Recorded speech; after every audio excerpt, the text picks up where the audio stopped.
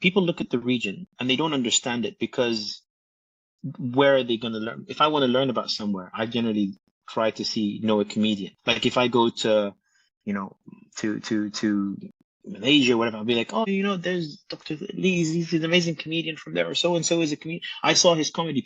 A lot of people have learned about South Africa from Trevor Noah. So I think a lot of it then ends up being on the comms part and the representation of the region and the representation of what we have to offer as a cultures. And that's where the comedy, because I can write so many papers saying, hey guys, look, we are an amazing place. We are not all terrorists. We are so good. And you want to write, and it's really dry. Nobody's going to read this except for me and I don't know who else. Like nobody's going to read that paper. But if you end up doing a skit about it, where you do a comedy sketch where, okay, I did one about, is about safety, because people always think that the Middle East is, it's war and it's war torn and all that.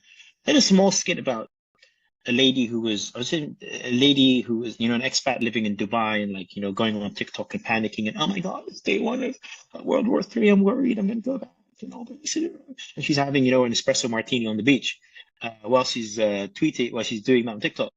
And she ends up going back to the UK. And the first thing that happens to her is her phone gets nicked. Yeah. So I could have written papers to say, well, the evidence shows that you are unlikely to the criminal rates in this country are 24.5% young, but nobody's gonna read that.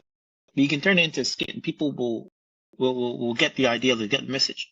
So it's a way of communicating a lot of these ideas, these complex ideas, in a way that is digestible.